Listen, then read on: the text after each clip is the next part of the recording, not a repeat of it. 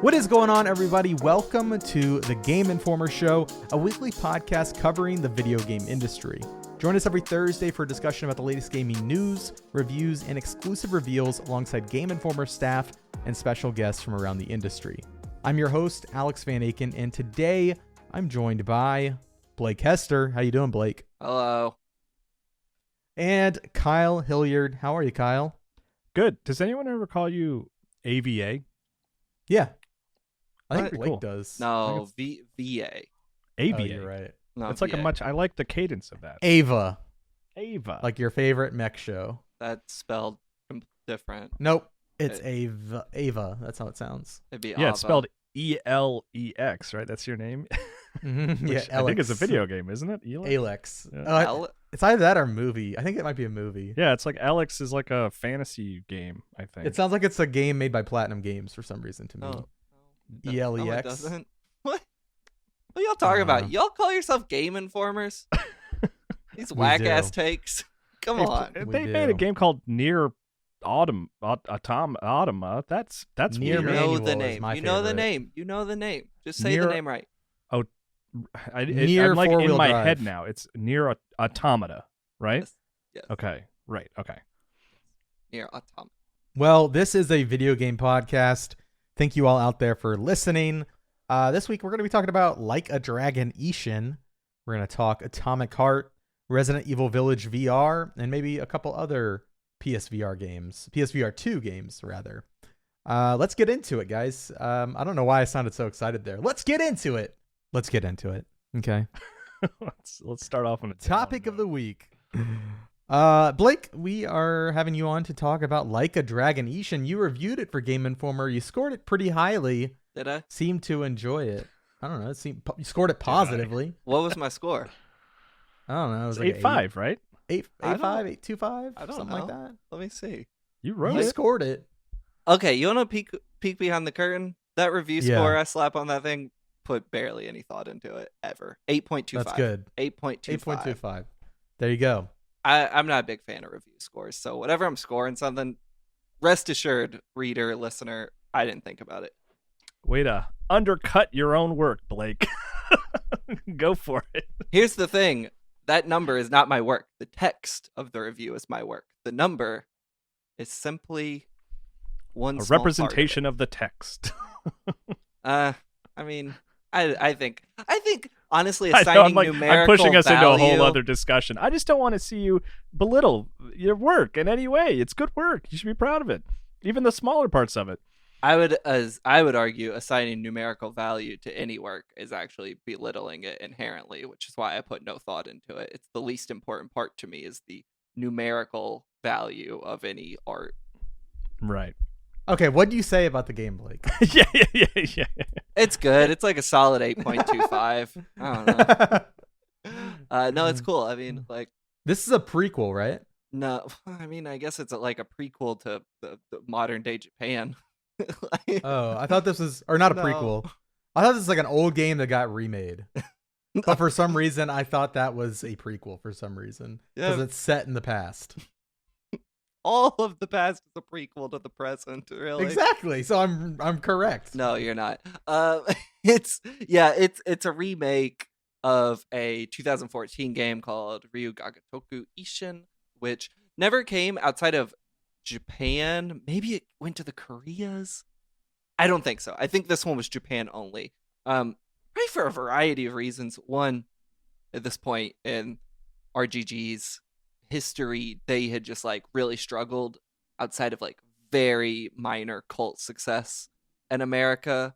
I think like Yakuza 5 didn't even release physically in the States until they re-released it, which is kind of a wild thing to think about. And also this thing is like super rooted in Japanese history. Like it adheres pretty close to, like late 1800s Japan. You are playing as a real person.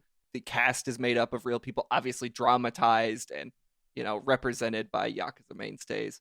But it kind of expects you to just have some knowledge of like Meiji Restoration era Japan. So I think for a variety of reasons, it never came out. Anyway, it was a PS4 launch game, PS3 game with the new success. Here it is. It's out. It's been remade. And it's cool. It's a good game. Probably one of the better looking Yakuza games in recent memory. What do you want to know about it? What is the like what cities are you exploring and stuff? I know like Kamurocho and all that is like popular in the other games. Is this like a I assume you said it's not like a old take on that. It's like pretty historic. So what are the locations and stuff that you're You coming up with these questions on the fly? Yep. It takes place in Kyoto.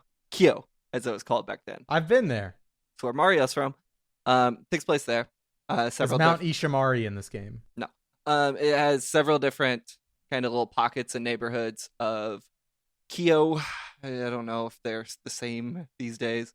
It also takes place in Tosa, which is like a kind of backwater rural area. Very briefly starts there. But in terms of Edo, which is Tokyo, it's commonly talked about, but not ever there. So you're in Kyo, which, as far as I know, has not shown up in any other Yakuza games. I don't think you go to Kyoto in any of them. I could be wrong. Maybe 5 you do. A whole new little world. It's really cool. I really liked it. As I do in a lot of these games, I almost primarily walked around in first person mode just to like get a little virtual tourism in. Wait, in this is that always in the? I'm trying to get into the habit of calling it the Like a Dragon games. Is that always an option in Like a Dragon?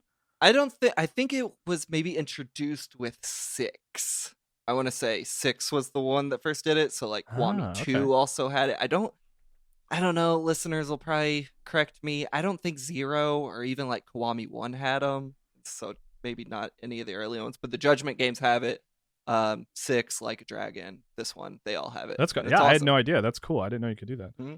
Yeah, this game's cool. I mean, like, if you the first Yakuza game you played was Like a Dragon, you might be a little out of your element because that one was turn-based, which is not actually the norm for the series. Going forward, it'll kind of be the norm, but typically they've been brawlers. This one is more of like an RPG hack and slash. Your build is very important in terms of what numbers will fly out of enemies. But like other Yakuza games, you have 4 different combat stances, one being like very deliberate sword only, one being kind of like a free-flowing sword and gun, the other being brawler hand-to-hand, which ironically I didn't really like, didn't think it felt very good, the other being gun only. So that's one of the big things here, is just like the Yakuza game that primarily focuses around weapons, and other Yakuza games you could have weapons, but they weren't crucial or even emphasized.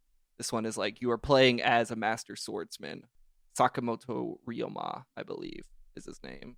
It's a real dude. He lived.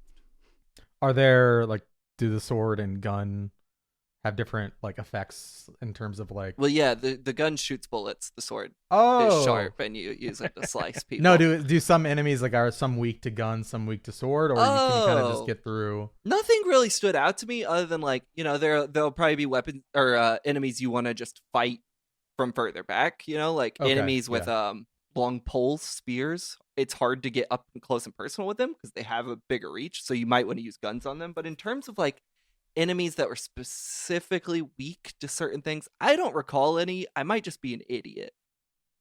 That's fair. Here's the thing about the game that's really cool, though. Is it like musket guns? I assume. No, it's it's a game about RPG. You basically have a freaking Uzi in your pocket. Okay, that's funny. There's no real ammo count at all. Like you can just spam. I've seen some players they spam on the shoot button and will like clear 5 dudes in a row. It's very good.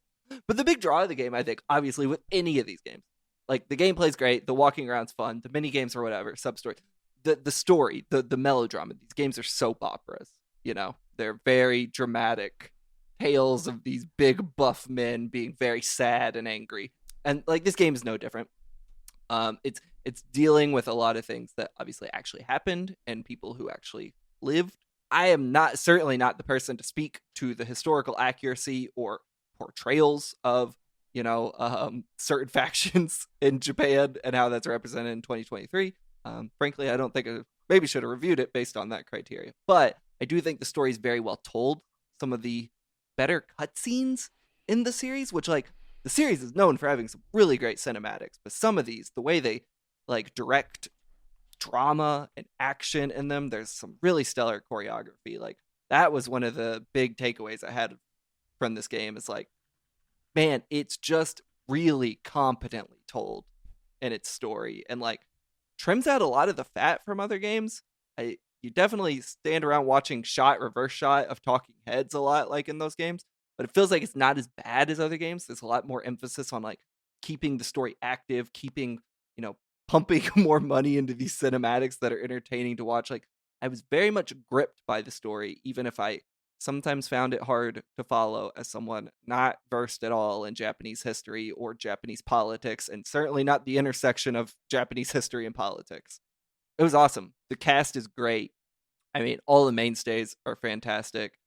There's also like the return of Riki Takeuchi, and now I'm going to forget the names, but the three kind of big bads in Yakuza 0 who are just like very famous B-movie Yakuza actors seen in plenty of like Takeshi Kitano and Takashi Miike movies. They show up in this and they're awesome. It's just like Yakuza dudes, but in like samurai garb, but they're like playing it how they would in an old Yakuza movie. Like, the cast is bringing some heat to this thing. And I was thinking about this the other day.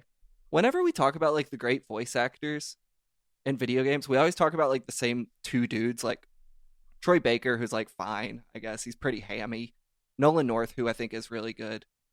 We talk about the Last of Us cast. Why do we never talk about like the cast of Yakuza as like some of the best voice actors in video games currently and maybe historically? Yeah, I wonder if that's just because it's like dubbing. I mean, not dubbing is an art in itself. I'm not dismissing it in any way, but it is like a dubbed script. And maybe that like is why we don't talk about it, but we should. I agree with you. Like, I mean, I think Takuya Kuroda, I don't know if I'm pronouncing that right, I'm sorry, who's played Kiryu since the series inception, is like the best working voice actor in video games. I also just realized I misinterpreted what you were saying, because this game does not have English dialogue, right? No, Japanese is the only option. So you're talking about the Japanese voice actors, yes, right? Yes. I think I think the Yakuza cast and just RGG's like Japanese cast in general is like leagues better than most voice actors working right now, and we seem to leave them out of conversations. They're the equivalent of like American Hollywood actors in Japan, right? Well, some. They definitely Okay. use a lot of known actors and facial scanning things, but the actors behind like Kiryu and Majima, those are like known voice actors. That isn't Right, the actual okay. like on-screen talent they're using. Now, on the other hand, like Riki Takeuchi and some of the people from like Yakuza 0 that show up in this, those are actors that are facial scanned in this. But I'm talking about like the mainstay cast. I think we don't talk about enough is No, I think that's totally fair. in this game especially, like they were bringing it. And I was like, God, this is like some of the best acting I've seen recently in video games. I love the weirdo idea of them taking a digital cast and like transposing them into like a sort of a different world. Yeah, like it's that, really cool. I don't think I can't think of any other examples of that in video games. Well, really, I can. Yeah, well, okay. Ryu Gagatoku Kinzen, the basically spiritual predecessor to this game that's still not come out here, which is like takes place in a different era of feudal Japan. They did the same thing for that, whereas like the mainstay cast. But other than like those two, none come to mind. It would be like if the cast of Metal Gear Solid was like put into like colonial American war, the Civil War. It'd be so cool. Yeah, it would be amazing. The point is, the game's good. I think if you're into RGG games, like play this. It's a cool spinoff. I really enjoyed my time with it. I think like if you've never played an RGG game before, there are better entry points. Like a Dragon's a really good entry point. Yakuza 0's the best game RGG's ever made. I just recommend it solely on that alone. Judgment games are also good entry points. I don't know that this one's going to be the best entry point. I don't think you'll really get why people love the normal Yakuza series, because this is kind of separated from that. But if you're already entrenched in it, play it. It's rad. Had a good time. Is there any value to it being a sort of entry point because it doesn't have any story baggage, right? Even Judgment has story baggage, right? Because it takes place in like Judgment take place in the same series or same city rather. Sorry, it does, but like aside from like needing to know that there's a Yakuza clan called the Tojo clan, you don't need to know anything about RGG's other games to play Judgment, which is kind of referential, right? Yeah, it exists within the same universe, but like establishes a new story. So still tells that story as if it's the first game in that universe. I think if you started with this one, the only thing you would be missing is like why people love the specifics of the Yakuza series. You'll still be getting cool like brawling combat and like well-told stories, but you won't be really understanding the draw of like Kamurocho and the world that's established in the normal games. So I think it's better like enjoyed as a established fan of those games. Yeah, that makes sense. Yeah, I've kind of I've only sort of watched my wife play a little over her shoulder, and like the one thing that got me that was so funny is like they contextualize why you would find items in jars, like, you know, spread around the city. There's like a character who goes around and does it, and I was like, I love that kind of stuff, like where they just contextualize what we just take for granted in video games. Is like, yeah, that's just how video games work, but they take the time to try and explain in the narrative why these things are the way they are, and I really like that kind of stuff. Yeah, this conversation makes me want to finish Yakuza Like a Dragon. Yeah, the game's great. You should. That was my entry point. And like the melodrama, a lot of story in games like don't really hit me that hard. There's like few that do, and I was kind of taken aback by just how effective the melodrama. I was like, this is like so over the top, but for some reason it's hitting for me. Some of the early moments in Like a Dragon I just loved. So yeah, they're incredible writers at RGG working right now. I think they make easily some of the best games currently coming out, like without competition. They're kind of in a league of their own. This game's story, though, as much as I do like it, maybe it has some weird leanings into nationalism and ends on a really bizarre note that is meta and fourth wall breaking in a pretty icky way. So maybe keep that in mind. There's some writing going around about that if you want to seek that out. I'm obviously, as a white man in Minnesota, not the most equipped to speak on that, but I'll say the ending of this game, I was like, you were dancing a fine line and decided to jump off it right here at the end. It was pretty wild. Now, to counteract that, there's a great slice of life minigame where you have a little house where you live with Haruka. And I had my little dog there. I would go feed and pet, and I would go tend to my crops and cook dishes and redecorate. That was all good. And I was like, you know what? There was some weird nationalist stuff in here, but also my new wallpaper in my house looks really good. So, I mean, Animal Crossing had the same problem ultimately when you got to the end of that game. So, well, I mean, look, we all know what we should do with landlords. And Tom Nook, let me see you dodge a bullet, Tom Nook. Yeah, but he's cute. That's all I have to say about RGG. I'll open the floor for questions. Not RGG, Like a Dragon Ishin. How long's this game? It took me like 30 hours. You could definitely play it for probably 60 or 70. I don't do much side stuff, and just because I'm reviewing it, I'm not going to play it in a way I don't normally do. So I feel like I didn't even scratch the surface with the side stuff. So I'm sure there's like double the game in there if you wanted to like do everything. That's good to know. I always just mainline the main quest. Yeah. Kyle, any questions before we move on? No, Blake nailed it. I should check this one out. Yeah, it's good. It's a good game. Yeah, Game Informer's saying it's a 8.25. That's what I hear. What's that on our review scale? The way we weight things, it might be terrible for all I know. I think it's good. I can tell you. It's good. Without pulling up the actual thing. Awesome. Well, let's get into Atomic Heart.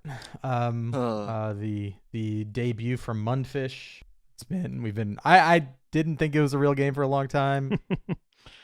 Gosh, I remember something like 2017 reaching out to them and being like, hey, can we please talk about this like trailer that you've released? You know, they never really talked to too many folks. I think IGN had a big first thing, right? But like other than that, they just kind of been quietly, poking away at this game for like 5 years or something like that. Well, they were worried someone would hear their protagonist speak and leak that they really made the worst protagonist in video game history. Maybe a feat, Look, there's a lot of bad protagonists.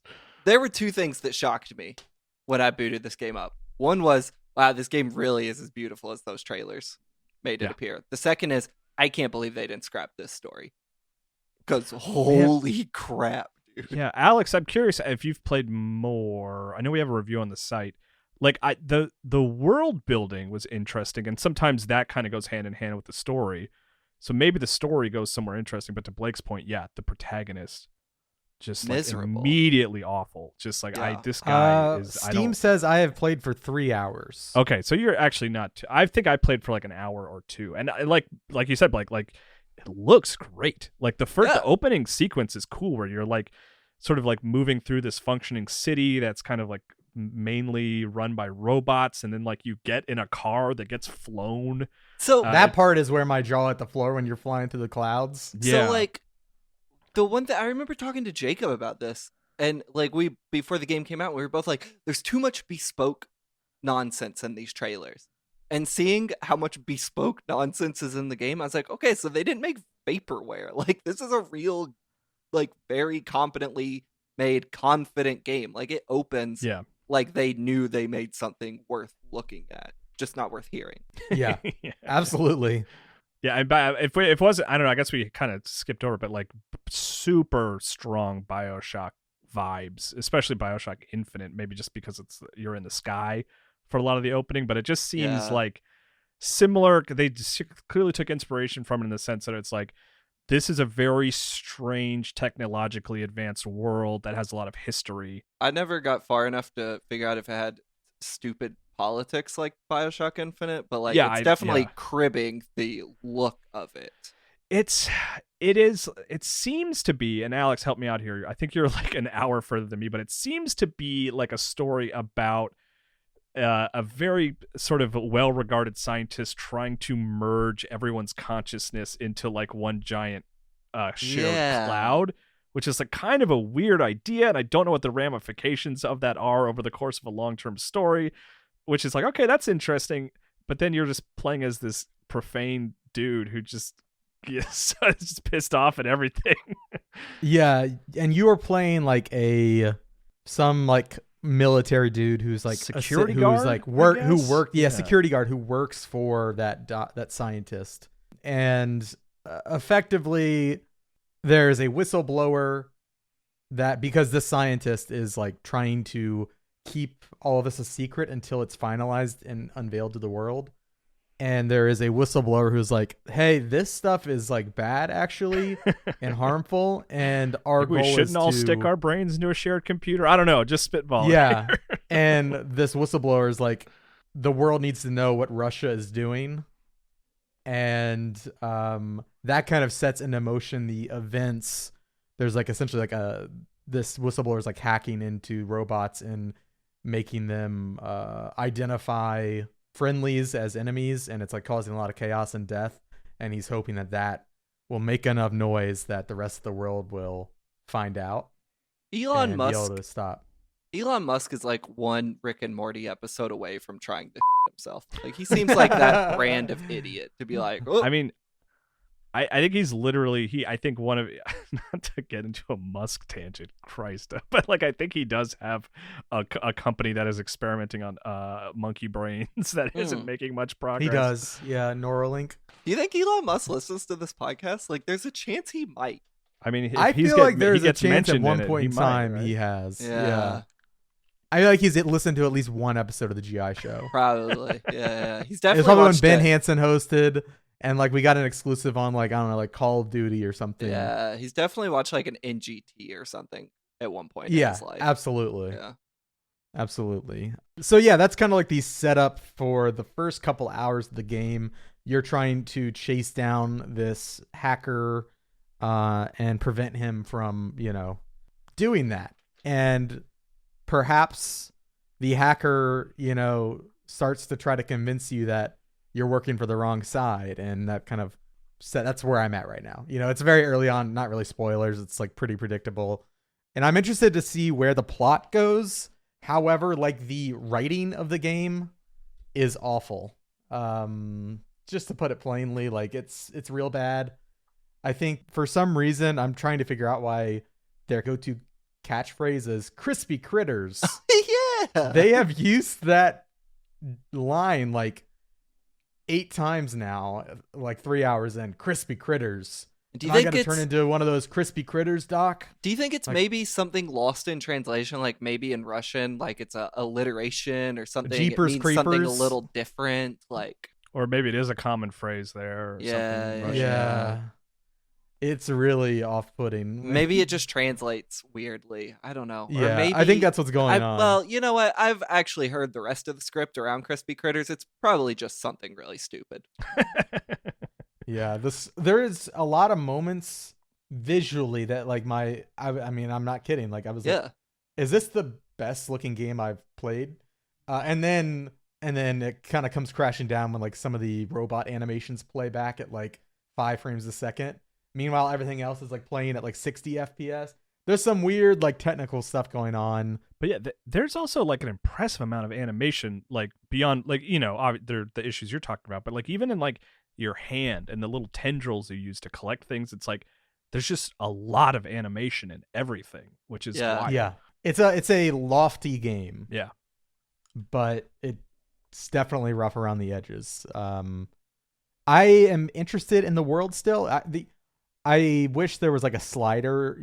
And Biomutant had a slider where like the narrator, who was effectively like the main narrative, mechanism for delivery Yeah. of the narrative, and I cranked that thing all the way to 0.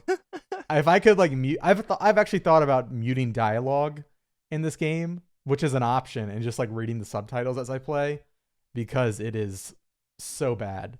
The review guy did say they recommended playing in Russian, so I tried changing that after the fact. I think that's something that you have to select at the start of the game. So maybe try that out. You might have a better time with that, because there are some really cool moments and set pieces, and then the character speaks, and I'm like, oh, like it just like sucks any weight out of it. There were several times, I only play like 2 hours and I'm never playing it again. But there were like several moments where a different character, like an NPC, would be saying something. I'd be like, oh, I'm like kind of interested in this. And then the protagonist would say the most head-ass dickhead shit to them. And I was like, why did you write that? Like, He's just mean. Well, it's He's like just mean to everybody. you have clearly established a world you think is interesting and you want players to see, and you are taking the time to have an NPC explain this interesting part of your world, and then you've also decided to make a protagonist who actively berates and belittles the world and character you've created. It's narratively a mess and like tonally inconsistent, because it's like the developer spent a lot of time making this world and wanting to play show and tell with the player. That's why the opening of this game is the most glacially slow thing I've ever experienced, because it's like it's a museum.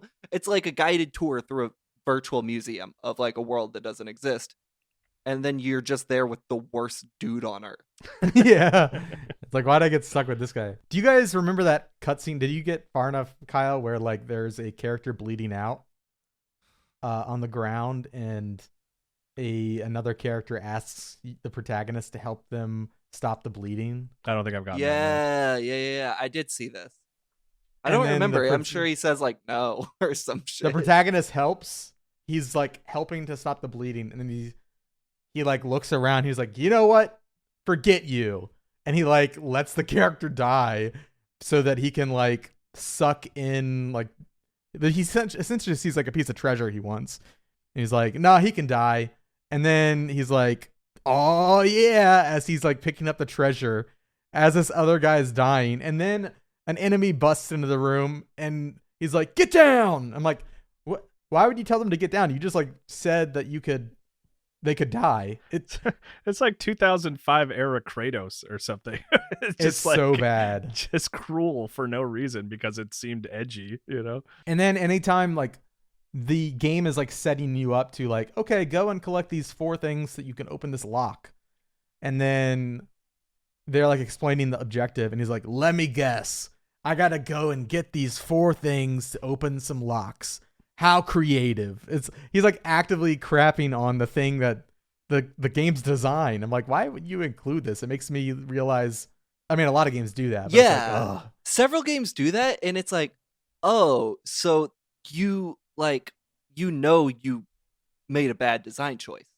You're trying to be you're trying to get out ahead of the fact you have something you put in your game that's not fun. And I understand budgets, time limitations. You can't always just change everything to be the most fun thing in the world. Sometimes you gotta have a little filler. At least like try not to point it out. Don't don't comment on it, because the only thing that's gonna do is it's gonna turn me from mildly annoyed to like, oh yeah, you know what, dickhead, and this game's right. This sucks. I'm turning the game off now, and I did. Like, yeah. I think I'm gonna try to finish this game. I think it's interesting enough. Is it an open world game? It's supposed to become that, I think. Okay. I'm 3 hours in and it's still linear. Okay. I really like the environments. I think they're like really well done. I got to like this the game kind of starts off, you know, you end up in like this big facility where I think a lot of the game takes place. In like a BioShock sort of way where it's like there's a lot of like different ecosystems and biomes in this place that shouldn't have these biomes, right? And it's cool. I really shout out to the environmental designers and all of the artists. I think it's the highlight of the game. And yeah, do you have anything else to say about Atomic Heart, Kyle? No, I'll just shout out our review on the site from Connor Trinsky. Gave it a 7.75 and had some of this like similar things to what we're saying of like protagonist bad, interesting world, interesting gunplay and like ability play. You know. Oh, I guess we didn't talk about the abilities. They're all kind of based on this. You know, it's essentially BioShock. There's like a chemical that you know has been injected into your body and it can be manipulated to do different things. In this game it's like polymer, and so you can make a shield out of polymer that you hold up and like absorb incoming bullets, and you know, if you upgrade it you can like have an explosion like burst forth after you like end the ability. There's like a freeze ability that I like, where like you just turn enemies to ice and then you shoot them with the shotgun and they just shatter. There's like electricity. There's a lot of different stuff. I'm enjoying it. I actually really enjoy like the upgrade system. You're collecting resources in the environment and bringing them back to this machine, who for some reason is like very hypersexualized in its writing, and like it's awesome. Sorry, it's actually very good. It's very cool. I hate it so much. I think that character is very funny. All right. Look, sometimes you gotta kiss a little. There's essentially crass, you know? I don't want to spoil it. It's you'll know it when you're there if you play this game, and maybe you'll be made to feel uncomfortable like I did. Yeah, it's fun and horribly good. Uncomfortable. I think. But horribly meant to make you uncomfortable. I would say, and it is very effective. They took all the lessons they could from BioShock, make a cool, interesting world, and then make the writing as dog piss as possible. But yeah, I'm gonna see it through. I think, at least for now. There's been like some pretty fun set pieces, and I actually really like the puzzles in this game. Most of them, at least. There's probably one of my favorite lock-picking mechanics that this game introduces is like there's essentially an octagon, and at every point of the octagon is a diode, and you have like I think 20 or 30 seconds to deactivate this lock, and you have to do it. There's like flashing lights that shoot across the diodes, and you have to like time it right so that okay, I hit this point on the hexagon and that diode or switch or whatever is, you know, unlocks, and you have to unlock all of them, and it kind of slowly gets faster. It gets faster as the timer counts down. It's a lot of fun. Yeah, I like those puzzles in the game. It's cool. But that's Atomic Heart. Go read our review on the site. I'm slowly working on a video review that I'll probably get up here soon. Yeah, complicated game. I like some things, a lot of things I really don't like. But yeah, that's Atomic Heart. It's on Game Pass if you're curious at all. It's that's good to know. It's almost I forgot about that. like one that I'm like, just play like the first 30 minutes, like because it's an impressive opening. You know? It is. Kyle, tell me about Resident Evil Village VR. Yeah, Resident Evil Village VR. At the time of recording, it came out today. It's not one that I had access to early in terms of PlayStation VR 2 stuff, and I really like it. Like in the way that like I think it's maybe like the thing that is most exciting for PlayStation VR 2, because I was pretty underwhelmed by Horizon Call of the Mountain, which is like the big like exclusive showcase PSVR 2. Here's this Horizon game, and like my reaction was kind of like, I don't know. This isn't that fun. I don't like climbing, and you're spending a lot of time climbing.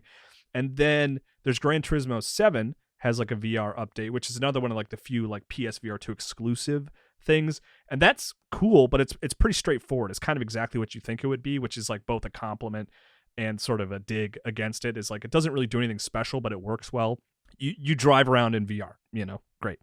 But Resident Evil Village, I went in sort of like optimistic, because I like Resident Evil translated to VR in some instances. I did not like Resident Evil 7. I didn't enjoy playing that in VR, but that also came out sort of in a VR era where a lot of basic things about VR were still being figured out. Like I could be wrong about this, but I think you had to play with a controller. Maybe you could play with that. Sounds right. I think you could play with the move, and you were like aiming with your head.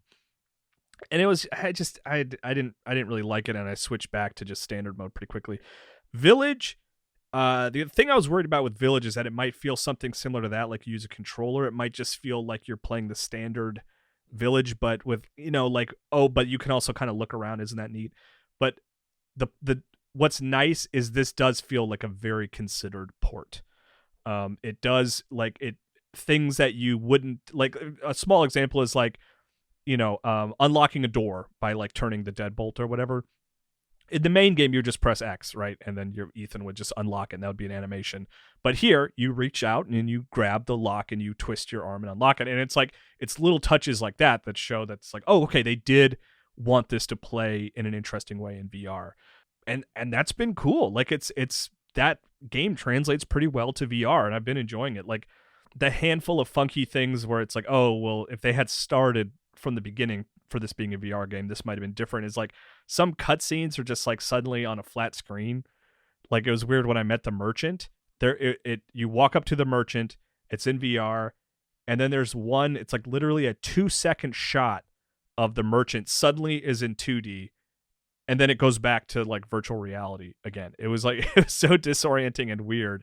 But I played up to the point I played to Lady D's castle, because that's you can't go into an old save, as near as I can tell. You have to start over in VR.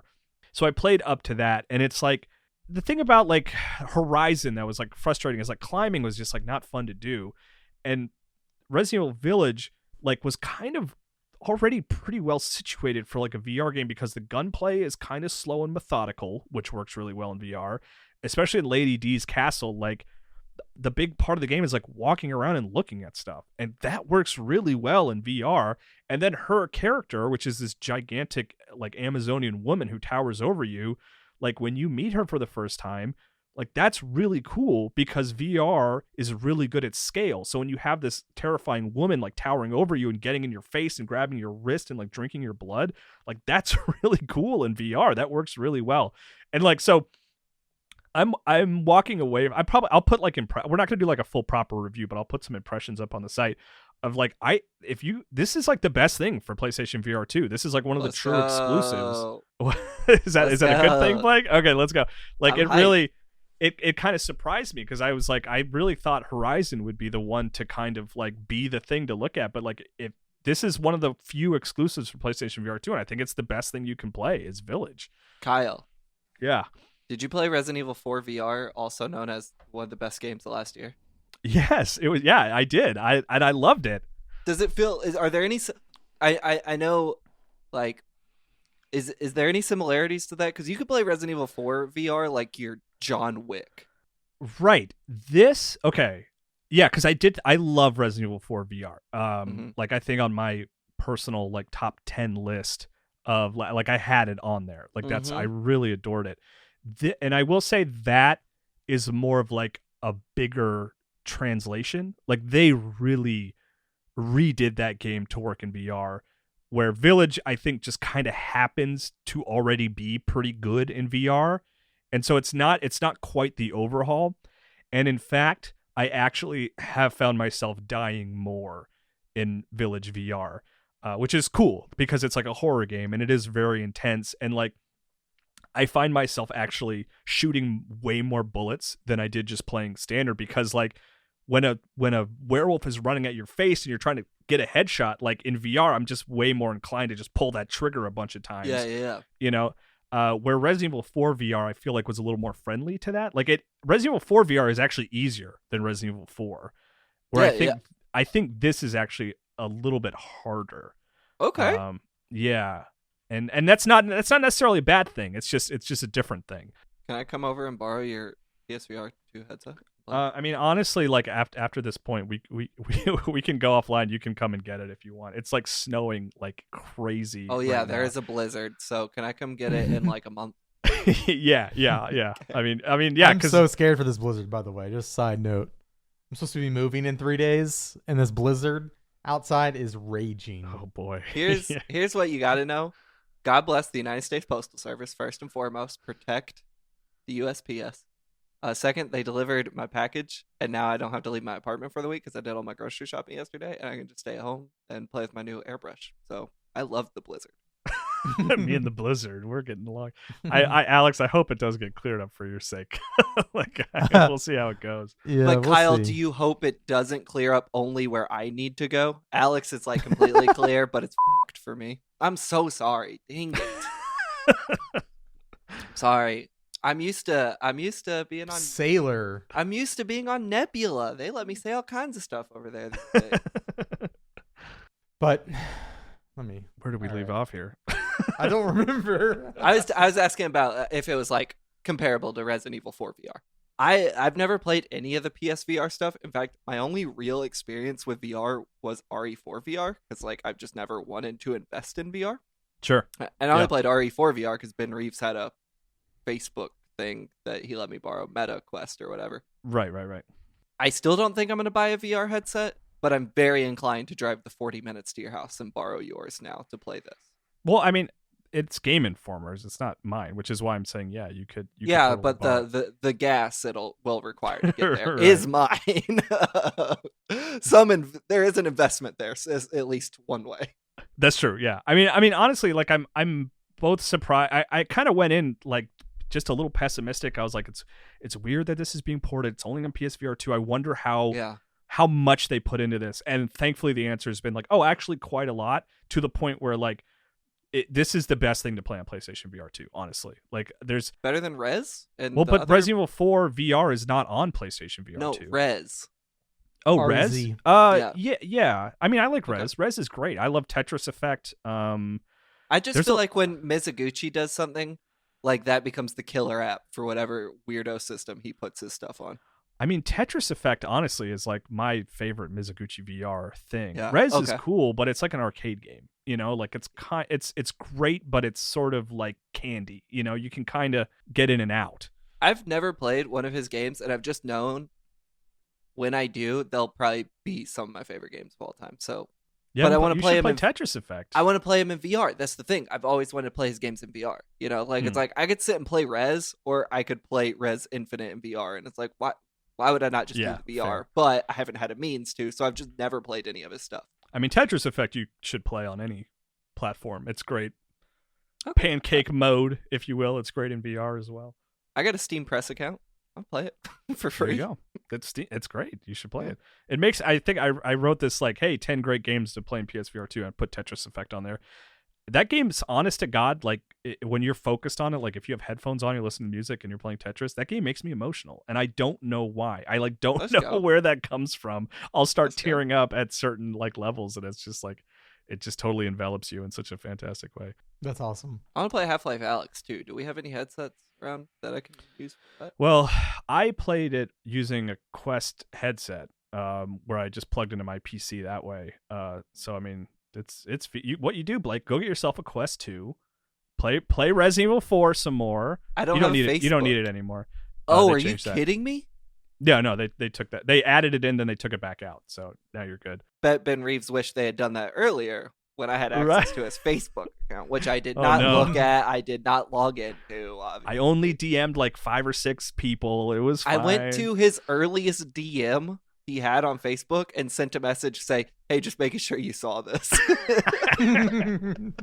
But yeah, so get a Quest 2, get Resident Evil 4, Tetris Effect, and then plug it into your PC and play some Half-Life Alex. Boom, What good to the go. Heck, Yeah, you just need a $500? No, you're out of your mind. There's cheaper ones. I don't There's think it's cheaper that much ones. actually. But yeah, oh, and let's. I think maybe you had it on your list. I want to bring this up. The other PlayStation VR 2 game that surprised me, which is not a PSVR 2 exclusive, you can find it on other platforms. I bring it up, Blake, because this is not a video podcast, but over your shoulder, I can see you have the box set of Akira, which That's I'm right. a big fan of. This game, Runner, VR game Runner, is an Akira video game, all in everything but the license, basically. Okay. Where I'm like looking at it. Yeah. yeah, so you are on a motorcycle, sort of it's like an arcadey game where you're shooting down motorcycles and racing on the highways, and it is this like neon soaked anime city, and the motorcycles you're competing against leave trails off their brake lights, like they do in Akira. And the music is pretty close. There's like the giant sort of headlights like arcing into the sky, just like there is in the anime. And and you can make your motorcycle red. The motorcycle is called an Otamo after the author of Akira. It's like a nice little thing. Yeah. And it's all very like late 80s, early 90s anime aesthetic. Like the voice actor who played Spike in Cowboy Bebop, the American voice actor, Steve Bloom, is like sort of your point of contact who talks to you and gives you like the narration of the story, and he's like this anime face. That's awesome. It's, as an Akira like super fan, I adore Akira. This game like really sort of I really enjoyed, just if nothing else to sort of be in a VR version of like the Akira aesthetic. You know, like that was just like the motorcycle shooting stuff was like, yeah, this is solid arcade fun, but like, man, just like feeling like I'm in Neo Tokyo. It's just like, oh, this is good. Yeah. This is good stuff. You can go there in real life. Just swim out to the middle of Tokyo Bay, and you're basically there. In Neo Tokyo. Yeah. You take the train to Odaiba and just jump in the water. You're right there. We go. I should try that. Steve Bloom, also known as Neon White. That's right. He's Show a busy some man. respect. Also known as Brimstone in Valorant. And I think the I Toonami play. mascot. I think. Oh, maybe, yeah. Yeah. But yeah, Runner is solid, and then Resident Evil Village VR, PSVR 2. There you go. You're all set. Awesome. Well, let's get into the housekeeping, and then we'll close the show out I with had another what? game. What? The Darkness 2. All right. Quick. Nah, well, we'll see. This game, dude, listeners at home, do yourself a favor right now. Like, you have 15 spare dollars. I know you do. If you don't, rob someone and go buy The Darkness 2. Guys, this game is out. This is a game worth going to jail for. Yeah. This game is out of control. Have y'all played this game? I started it, yeah. Back in It the is day. I have so played The good. Darkness one. 2011, 12, I think, right? 13, I think. 13? Okay. Maybe 12. No, maybe 12. The Darkness one is cool, but like it's a cool world, cool story, but there's a bad game attached to it. The Darkness 2 is like, what if we made the game fun? What if the whole point of playing as Jackie Estacado with The Darkness was as entertaining as you want it to be? And so they came up with this freaking gimmick, this buzzword called quad wielding. And it should become the only thing video games have got. Put this in every video game. Madden, FIFA, Kirby, Disco Elysium, The Sims, they all need quad wielding. So you have like you can single wield or dual wield guns, whatever you want, like pistol, Uzi, double Uzis, whatever. Take your pick.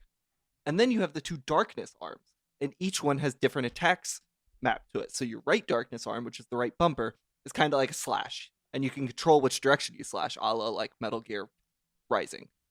Not to that level, you know, you're not slowing down time and chopping them into 100 blocks, but if you like chop someone up, you can shoot them in the air, then slam them back down, and you control that.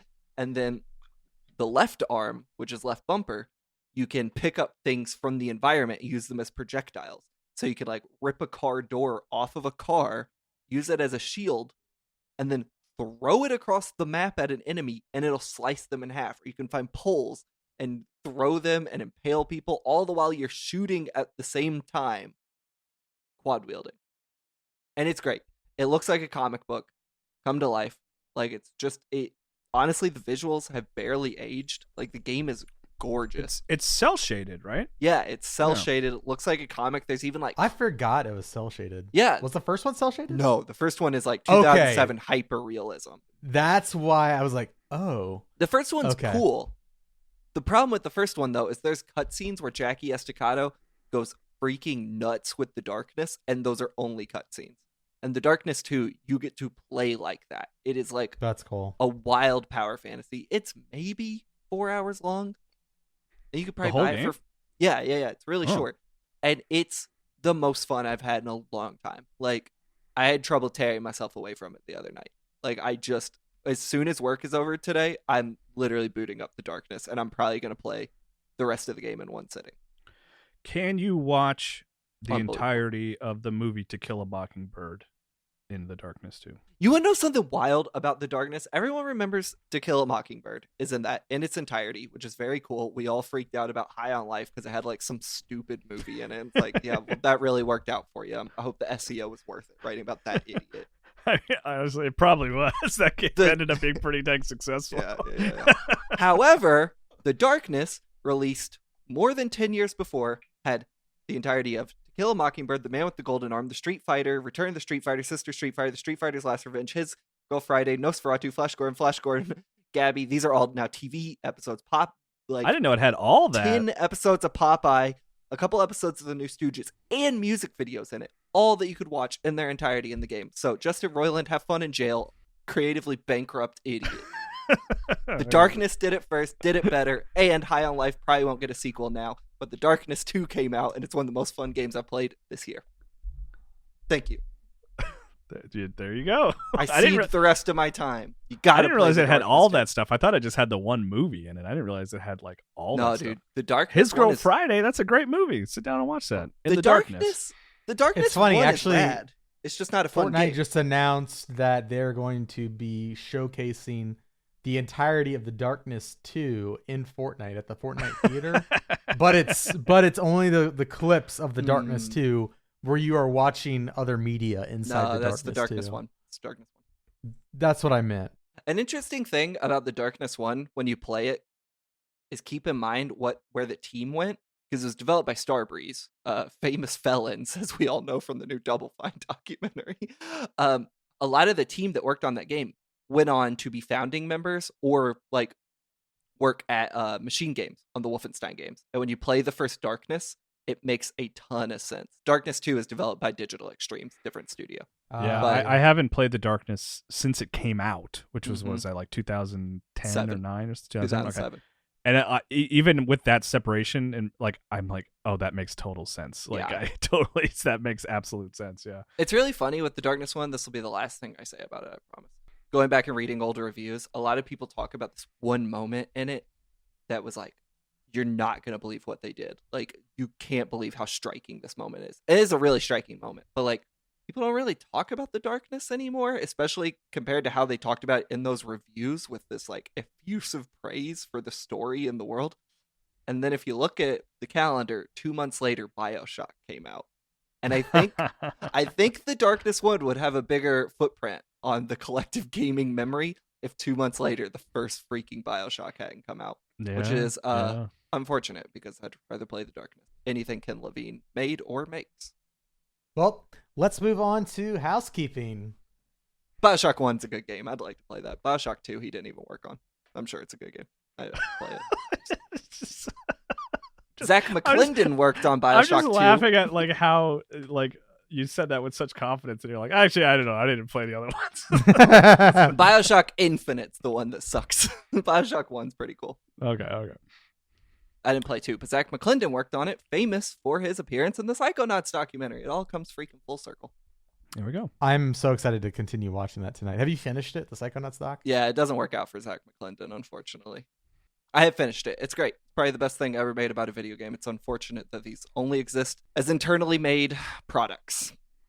Yeah. But, you know, what can you do? Shouts out to 2Player. They're doing the Lord's work, but it is indicative of a larger problem within the game industry. Yeah. But they killed it. They did. I don't think that's 2Player's fault. I think it's No. the publishers of the world's fault that, like, this is a rarity in the game industry. Absolutely. But what can you do? Let's get into housekeeping. You can get into housekeeping, Blake, which is the part of the show where we tell you what's going on in the world of Game Informer, and it's also the segue to listener emails. We always start off housekeeping with a new podcast review. This week's is a 5-star review from Fohawk King that says, "Amazing show. I listen to the Game Informer show every week at my boring job. You guys do a great job of entertaining me while I drown out my coworker who always talks my ear off. Thank you guys for making my workday go by much faster and I'm hoping to see you guys at PAX East this year. You can see me at PAX East. I'm going just for not for work, but just for personal Funsies. Yeah. You're gonna have funsies, to come yeah. to my apartment to see me. Yeah, and that's far away. Well, I don't know where they live. But Fohawk King, I feel that. I've been there, and we're happy that we can help drown out some other sounds in your environment. So thanks for listening. Thank you for the 5-star review. We appreciate you taking the time out of your week to do that for us. If you're listening and you want to leave a review as well, head over to Apple Podcasts, leave us a review, and we'll be sure to read it off on the show. If you're listening on Spotify and you want to help us out, click that rating button at the top near the title of the podcast, and yeah, that would also help us out a lot. Thank you, everybody, for doing that. I wish we could shout out the Spotify folks who do that, but unfortunately, Spotify doesn't give us that info. But we do see the number going up, and we are thankful. Head over to twitch.tv/Game Informer for our weekly streams. The crew is Kyle here and Marcus are replaying all of Dino Crisis. Yeah. So tune in on Fridays, twitch.tv/Game Informer. Follow us and have notifications on so you don't miss the streams. Yeah, we dropped a pterodactyl into a spinning fan blades last week. It's pretty cool. It's good stuff. Yeah. That's good gaming right there. Of course. And it should be said, all of this is made possible by Game Informer. That's what we work for. So if you want to support Game Informer, go and grab a digital subscription to the magazine. We've got a lot of great cover stories recently, and inside those magazine pages have been some really great work by us and freelancers. We have really proud of the magazine team and that product that we put out every month or every 5 weeks, something like that. Yeah. So if you want to support us, go and grab a magazine subscription. It would mean the world. Lastly, follow All Things Nintendo, which is our Nintendo podcast hosted by Brian Shea. Every week, every Friday, he breaks down the latest in Nintendo news. And go and follow the Game Informer TikTok at Game_Informer. If you want to follow these gentlemen here on social media this week, you can follow Kyle at Kyle M. Hilliard, follow Blake at Metallica is Rad, and follow me at It's Van Aken. Time to get into the listener emails. If you want to contribute to the show every week, you can email us podcast@gameinformer.com with the subject line Game Informer Show podcast question. Or you can join our Discord by subscribing to us one time on twitch.tv/Game Informer and drop your question in the Game Informer Show channel. So this week, Zach Pliggy asks, do you feel Like a Dragon Ishin is a great jumping on point for people who are interested in the Yakuza series? We already answered this one. We've kind of talked, yeah, but he says, or is Yakuza 0 still the best way to get your feet wet? You know, Yakuza 0, it's interesting. I replayed Yakuza 0 a little last year. And I've been thinking about this. Yakuza 0 is the best one. Like, just undisputably. Thus far, the best game RGG's put out. One of the best stories in video games, for sure. It is showing its age in a way Yakuza Like a Dragon doesn't. It's a newer game, made in a newer engine. It's definitely a more expensive game, I feel like, and you can feel that. That might be the best place at this point, but it has the caveats of being a completely different type of game. It's played completely different. I don't know. You also don't have I want to say you don't have the narrative baggage of 15 years of stories. You do. You do. It's actually, you need a lot of knowledge of the Yakuza series to understand the finer points of Like a Dragon's story. I think it's a bit of a misnomer to act like you can jump in completely blind, because it definitely assumes you know what happened leading up to that point. But in terms of just ease of play, it might be the best. It's also maybe the longest freaking game ever made. My God. Yakuza 0 is not. Wait, which one's the long one? Yakuza 0 or Like a Dragon? Like a Dragon. Like a Dragon. God, that's a long game. Yeah, you might try Judgment. You might try Judgment as a good entry point. You can jump into Judgment knowing nothing of Kiryu, Kamurocho. It'll catch you up on everything you need. Then maybe go into Yakuza 0. I think Like a Dragon's one of the best games they did, but I don't think you'll really understand yet why people love the entire series. You'll just understand why people love Like a Dragon, because it's such a radical departure aside from the narrative. The narrative is similar to the other games, but in terms of the gameplay, it's completely different in most respects. So I don't know. I'd try Judgment. I think Judgment would be a good entry point. But Yakuza 0, my God, it's one of the best games ever made. Jesus. Cody Gibson asks, not sure if Like a Dragon Ishin counts as a spin-off or not, but it got me wondering what other franchise could use a spin-off or prequel in that style. Something you'd want to visit the in-game universe of in another timeline. Keep up the great work. So what other series do we want to spin off from? So like Ishin specifically? Yeah. Right? Like, and that's like what we were talking about earlier, like where I said like seeing the Metal Gear Solid cast in the sort of colonial wars. I think that would know, something like that would be interesting. Yeah.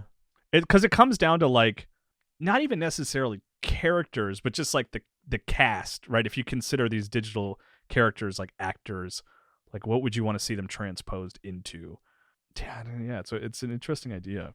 I've always wanted the God of War game where he goes to the Bible times. There you I go. can't remember if that was an idea they had before the 2018 reboot or if that was one of Jaffe's ideas.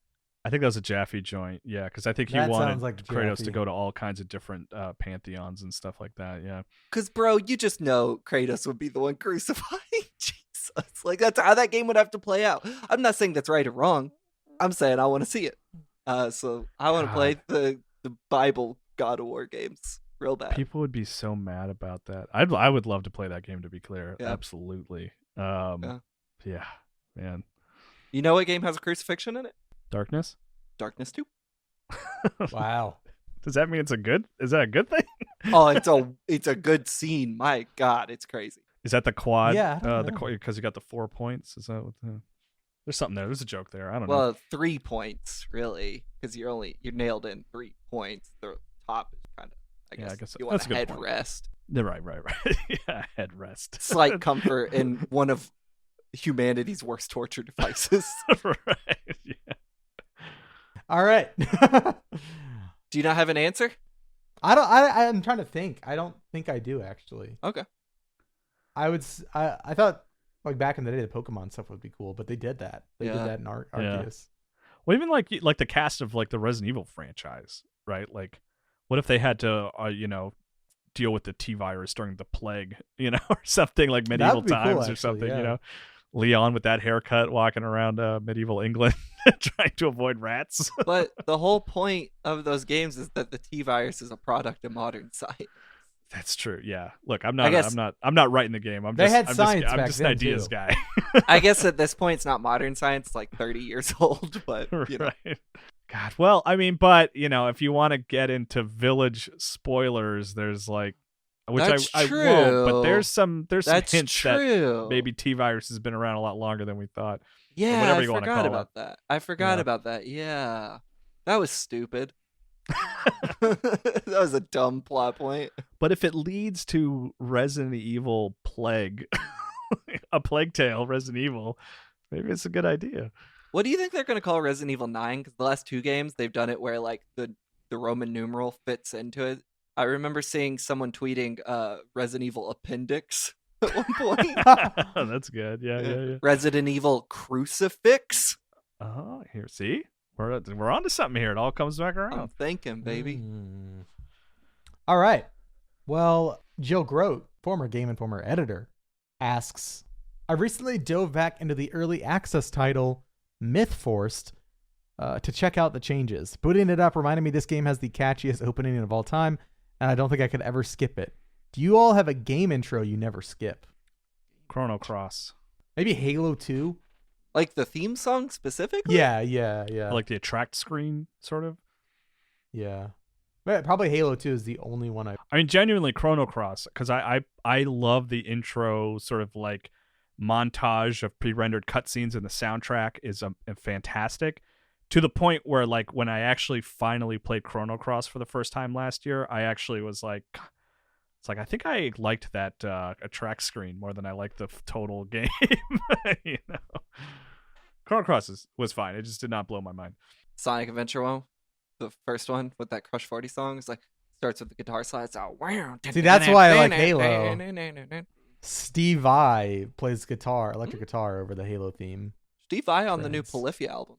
Wild song. Really? Yeah, it's really good. It's a really good song. Ego Death, I believe is the song. It's really cool. That's cool. That is cool. I gotta look that up. Matt Storm, final question, asks, what's your favorite flavor of ice cream? Rocky Road. Salty caramel from Sebastian Joe's. Oh, you got like a brand. Sebi Joe's, baby.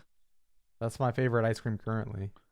I mean, I do. Okay, you know what ice cream is? A lot of people haven't heard of, but is ridiculous. The Biscoff cookie people make an ice cream that is Biscoff cookie flavored. It is ridiculous. It's ridiculous. And my third answer to this question that asked me for my single answer, my single favorite flavor, is I love a oatmeal ice cream. I don't know. Like a that I've ever cinnamon had oatmeal ice cream. Yeah, that's my Oatmeal favorite. ice cream. I like Rocky Road. Marshmallows in it. Yeah, that's Good good stuff. answer. Yeah. I mean, I do like. Sometimes I'm just like in the mood for that sort of boring, just like chocolate. You know. You know Like, what? Can I tell you something interesting that happened to me the other day? I went to get ice cream with one Ben Hansen and Brian Vore. For the first time in my life, I got a stomach ache from dairy. Hey, welcome to getting old. Congratulations. I cut out a lot of dairy from my diet recently. I don't drink milk or anything anymore.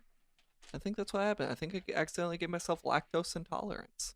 Your body was just like, we don't know how to deal with this anymore. So I guess I got. Yeah. Do I have to eat like vegan ice cream now? No, you just got to I mean, you take. could just eat regular. How bad was it? Like, It was is noticeable. it putting you off ice cream? Bad. I mean, it was just noticeable. I got home. I was like, I got a little tummy ache. I noticed that too, but I was farting it's all still night. ice cream. I was farting all night. What you got to do now is you just take medicine. You take some like Pepto or something about 30 minutes before you Yeah. eat, which I'll do sometimes if I'm going to like a restaurant, then a movie. You know, you got to get ahead of that so you're not got a stomach ache during the movie. Sebastian Joe's has this like ice cream cookie thing, which is just 2 chocolate chip cookies with ice cream in it, and it's frozen. And it's not like they don't make it like fresh, like the cookies are fresh, like it's frozen, so you just get a hard, chunky cookie. So good. Ooh, I really want Sebi Joe's right now, but there's a blizzard outside. dude. There's a Sebastian Joe's next to my house in this cute little neighborhood that we drove through the other day. Alex, you know what I'm talking about? We got to go to that one. It's really cute.